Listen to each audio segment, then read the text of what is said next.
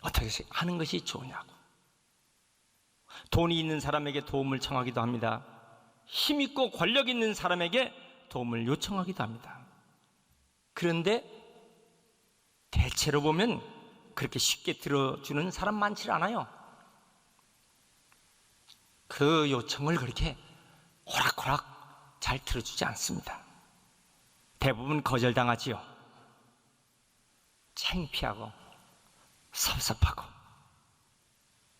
현실은 어렵고 내 자신은 초라하고 내가 보고 있는 환경은 절망적이고, 그래서 열등감에 빠지죠. 그래서 우울증이 겹치죠. 이때에 믿음의 사람들의 특징이 있습니다.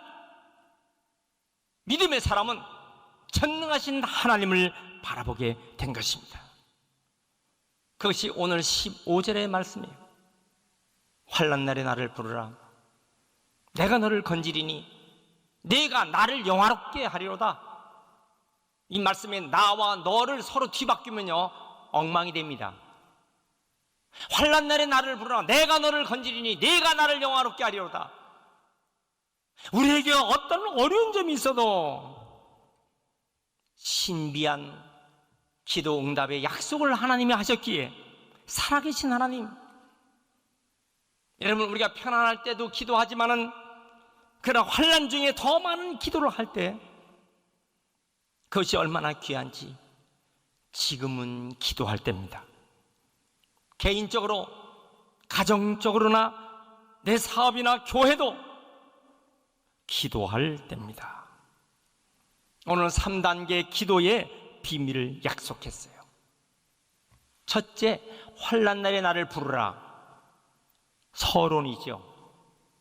내가 너를 건지리니 본론입니다. 네가 나를 영화롭게 하리로다. 결론입니다. 여러분, 이 말씀은요 그리스도의 기도의 원리입니다. 오늘 이 말씀이 기도의 신학, 프레이어 테올로지, 기도의 신학이라고 말을 하는 것입니다. 부르짖고 응답받고 하나님의 영광을 나타낸다. 그래서 우리는 반드시 기도해야 하는 것입니다. 왜냐? 하나님 응답해 주시기 때문입니다. 그러니까 하나님께 영광을 드리고 하나님께 감사드리는 거예요. 오늘 말씀의 요지는 세 가지로 나눠서 말씀드립니다. 첫째, 왜 환난이 오는가?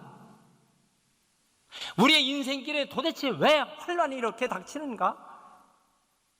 그 몇 가지의 요인들을 보면 애매한 고난이 있어요. 나 전혀 모르고 있는 중에 나 애매히 당하는 고난, 나와 상관이 없는 일 때문에 억울하게 당하는 고난이죠. 부당하게 당하는 이 고난, 세상을 살다 보면 나의 잘못과 상관없이 교통사고가 납니다. 누가 처박는 거예요. 이웃의 화재로 또 내 사업장까지 나쁜 영향이 미치고 악한 자 만나서 사업이 부도나고, 그건 내 잘못 아닌데 이럴 때 어떡할까? 환난날에 나를 부르라. 내가 너를 건지리니 네가 나를 영원롭게 하리로다. 여러분, 우리가 하나님께 의지하고 기도하는 성도가 되시길 축원합니다. 또 자기 잘못한 죄로 인해서 고난당할 때가 있어요. 이스라엘 민족은 하나님의 뜻을 어겼어요. 하나님 말씀에 반대 방향으로 할 때 하나님이 심판했습니다. 때로는 전쟁 속에, 나라의 재앙 속에, 환난 중에, 그때의 이스라엘 민족은 지도자를 중심으로 해서 하나님께 회개 기도합니다.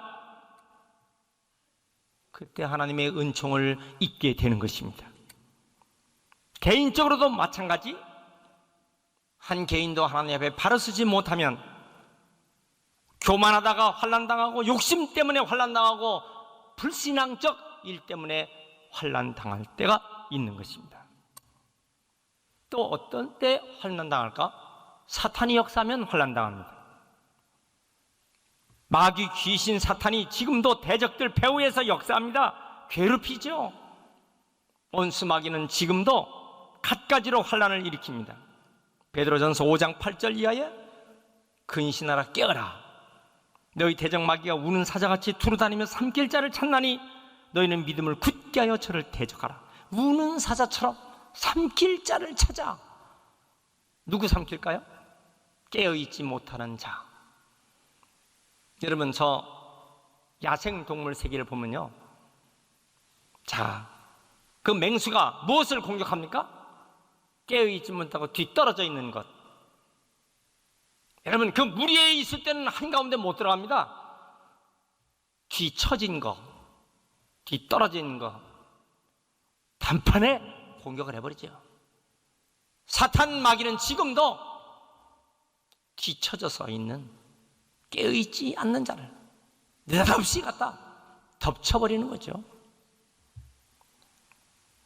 또 어떤 고난이 있습니까? 믿음을 지키다가 당하는 고난입니다. 믿음으로 살려고 하다 보니까 고난을 당해야 할 수밖에 없어요. 마태복음 5장 10절에 의를 위하여 핍박을 받는 자 복이 있나니 천국이 저희 것입니다. 나를 인하여 너희를 욕하고 핍박하고 거짓으로 너희를 거스려 모든 악한 말을 할 때 너희에게 복이 있나니 기뻐하고 즐거워하라. 하늘에서 너희 상이 큽니다. 너희 전에 있던 선자들을 이같이 핍박하였느니라. 의를 위해서, 믿음을 위해서 핍박받는 것, 이게 하나님 뜻이기 때문에 의로운 이름을 알고 피할 수 있건만 피하지 않는 거예요. 자원해서 그 환난에 동참하는 것입니다. 이것은 자신의 환난이 하나님의 뜻임을 알고, 그리고 아는데도 불구하고 십자가를 지는 거예요. 다니엘 그리고 세 친구들 이런 고난을 받았어요. 그 하나님이 다 아시죠. 하나님 다 보십니다. 그런데 하나님은 반드시 해피엔드로 행복한 결론을 하나님 꼭 맺어줄 줄 믿습니다. 자, 두 번째는 환난 중에 어떻게 해야 할까? 이런 환난을 당할 때에 환난 날에 나를 부르라. 나를 부르라는 말은 기도하라. 여러분, 인간은 다 누구나 믿는 사람이나 안 믿는 사람이나 똑같이 폭풍과 바람과 어려움과 고통을 다 당하게 되어 있어요. 그러나 세상 사람은 그런 속에서 절망합니다. 다 끝났다고. 그런데 믿는 자에게는 하나님의 약속이 있어요. 환난 날에 나를 부르라. 내가 너를 건지리니. 믿는 자의 특징이 무엇입니까? 그런 환난, 일이 있어도, 재난이 있어도, 고통이 있어도 하나님께 의지하는 것입니다. 이것이 믿는 사람의 두드러진 캐릭터예요. 이것이 특징입니다. 이것이 믿는 자의 나타낼 수 있는 놀라운 힘이 되는 것입니다. 시편 46편 1절에 하나님은 우리의 피난처의 힘이시니 환난 중에 만날 큰 도움이시라. 수많은 사람이 이 하나님의 큰 도움을 받고 살아계신 하나님을 체험하고 그것을 간증하고 환난보다 크신 하나님을 믿는 거예요. 문제보다 크신 하나님을 믿기 때문에 하나님을 의지하여 기도할 때 반드시 승리할 줄 믿습니다. 시편 29편 10절에 여호와께서 홍수대에 자정하셨으며 영영토록 왕으로 좌정하시도다. 여호와께서 자기 백성에게 힘을 주시며 여호와께서 자기 백성에게 평강의 복을 주시려다. 여러분, 인생의 홍수, 이것은 인생 고난을 상징하는 것입니다. 인생의 홍수가 나면 다 파괴됩니다. 다 쓰러져 나갑니다. 한숨 짓게 만들고 눈물 짓게 만드는 것입니다. 인생의 홍수를 닥치면 그 시련 앞에 그 실패와 낭패, 괴로움과 탄식, 그러나 이 홍수를 다스리시는 하나님. 여러분, 사람들은 등 따스고 배부르면 하나님 향해서 문을 열지 않습니다. 그러나 홍수가 닥치면 다 누구나 두 손 들게 돼 있어요.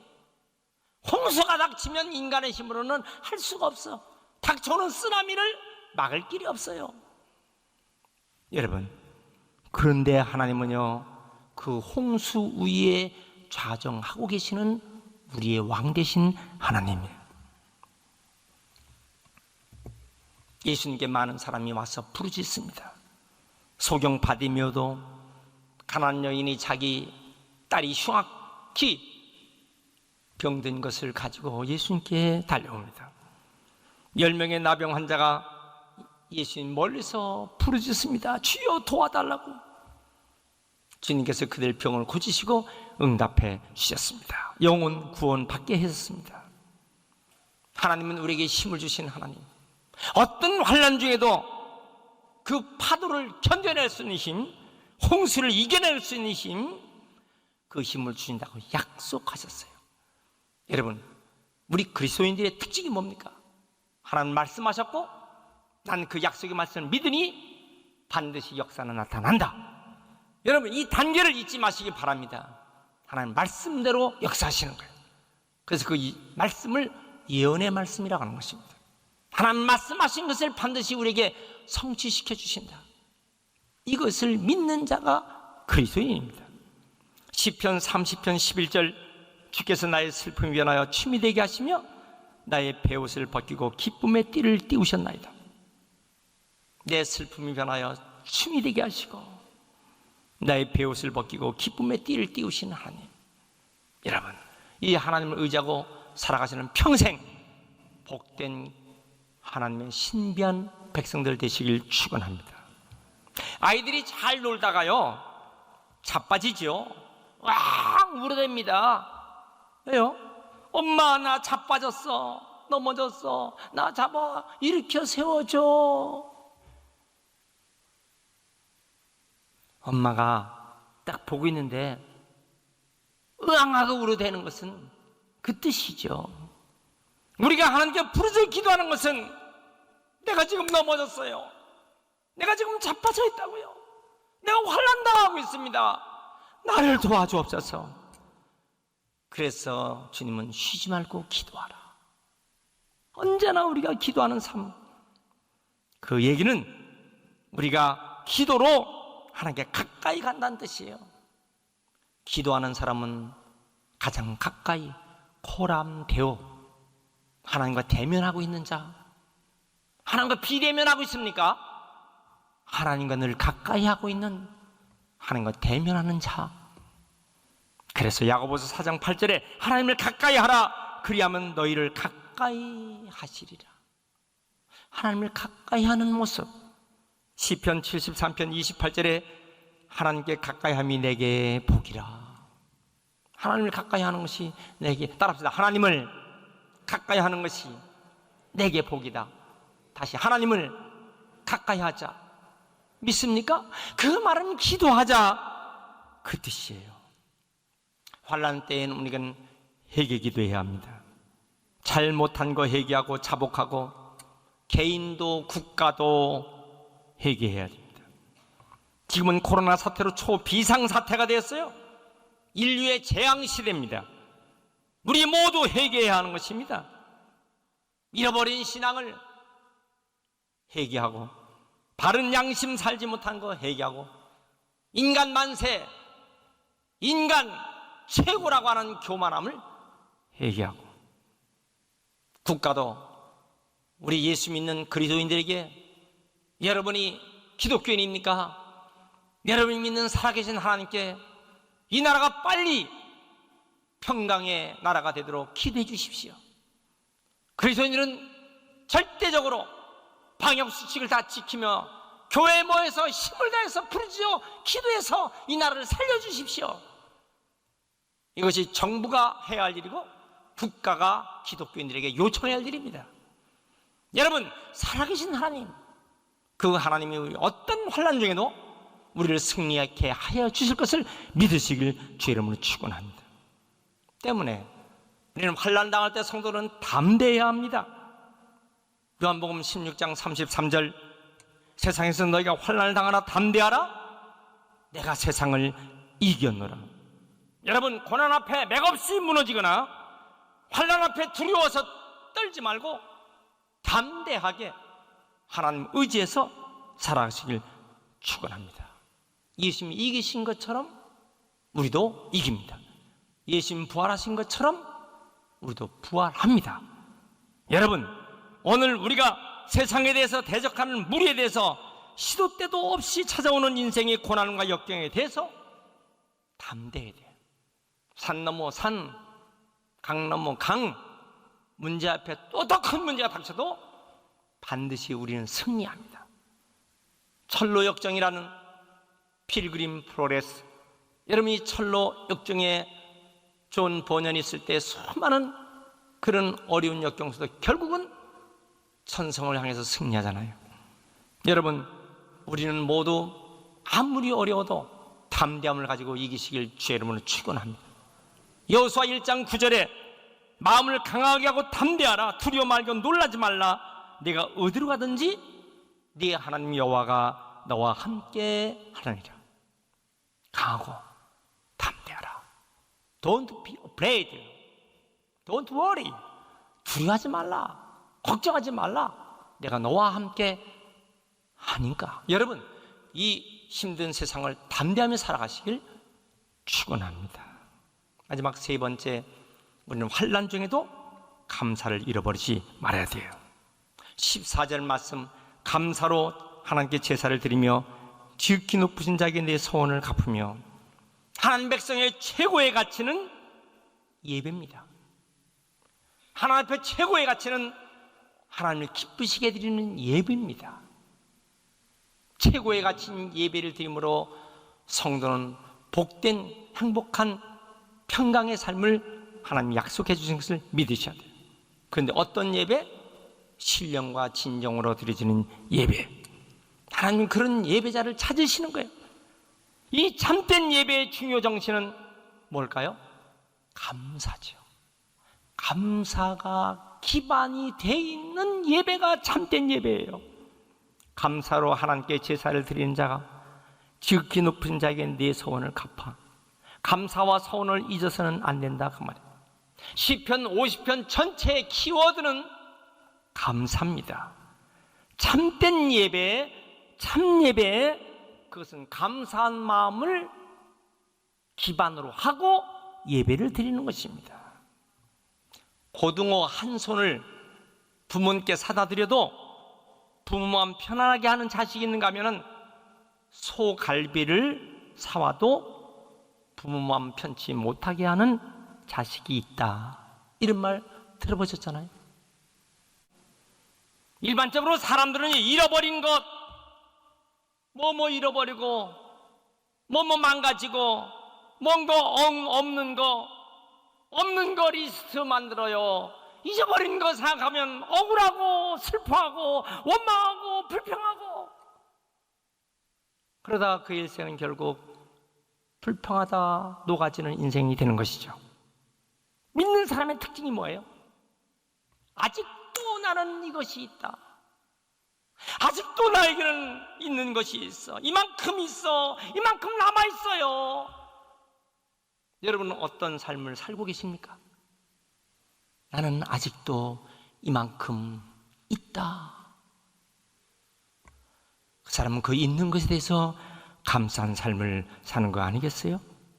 그리스도인은 감사한 것만큼 행복한 것입니다. 감사의 온도계가 높으면 행복의 온도계가 높은 것입니다. 감사한 것만큼 강한 것이에요. 감사하는 사람 강합니다. 여러분, 누가 진짜 믿는 사람이에요? 누가 진짜 신앙 사람이냐고요? 그 사람 감사하는 사람이죠. 누가 행복한 사람이냐고요? 감사하는 사람이죠. 세상과 구별된 사람의 특징이 뭐예요? 감사하는 거죠. 우리가 세상과 세퍼레이트, 구별된 사람, 그 특징이 뭐예요? 나는 감사한다, 그 말입니다. 내 소원을 갚으라 그랬어요. 하나님과 맺은 언약, 하나님과 약속한 것, 하나님 내가 그렇게 살겠습니다. 난 하나님 이렇게 믿었으니 이렇게 살겠습니다. 그런데 그 서원을 잃어버렸어요. 그 약속을 잃어버렸다고요? 그걸 갚으라. 그러면 하나님께서 우리를 안아주시는 것이에요. 우리는 그 유명한 덴마크의 이야기 알죠? 프로이센과 전쟁을 해서 1864년도 프랑스 러시아 프로이센 그 패전에서 유틀란드 반도 그 발트해의 차가운 북풍에 견뎌낼 수 없는 이 덴마크, 좋은 땅은 다 패전의 대가로 인해서 다 뺏겼어요. 슐레스비, 홀스타인 이거 다 뺏겨놓고 이제는 못 쓰는 황무지, 모래, 자갈, 은행은 파산 위기에, 국내 모든 사람은 다 도탄에 빠져 사회는 대혼란에, 국가는 위기를 당합니다. 아무 힘이 없어요. 어떻게 살까요? 그때에 구른투비 목사님, 이 위기 앞에 도전하자. 밖에서 잃어버렸으나 안에서 되찾자. 전국에 다니면서 하나님 말씀으로 강연하며 세 가지를 사랑하자. 3 러브, 3 애정신이죠. 하나님 사랑하자, 이 나라를 사랑하자, 그리고 우리나라 이 자연을 사랑하자. 황무지, 메마른 땅, 북풍 바람에 아무것도 농사질 수 없는 이 땅을 사랑하자. 그때 같이 손을 잡은 공병 대령 달가스가 이런 나무 심어봐도 안 돼. 말트의 그 차가운 북풍에 해변가에 나무를 심어서 바람을 맞고자 했으나 그 나무는 다 죽어. 결국 성공한 나무는 알프스 잣나무였어요. 그것으로 해변가에 북풍을 막았어요. 결국 100년 만에 세계 모범 농업국가가 되고 결국은 공업국가가 되었으며 찬란한 선진국 덴마크가 된 것입니다. 고난이 축복으로 바꿔놓는 것이죠. 여러분, 우리의 거센 시련, 여러 가지 아픔, 그러나 하나님을 의지해서 기도하고 새벽으로, 철야로, 때는 금식으로 내 사업과 내 가정과 내 자녀와 물질과 건강과 개인의 이런 일도 하나님께 다 내놓고 간구할 때 하나님 놀라운 역사를 주시는 것. 환난 날에 나를 부르라. 내가 너를 건지리니 네가 나를 영화롭게 하리로다. 환난 날에 나를 찾으면 내가 너를 건져준다. 네가 나를 영화롭게 하는데. 여러분, 오늘 이 메시지를 저도 받고 여러분도 받았습니다. 이 메시지 받고 우리 다 승리자가 되시길 축원합니다.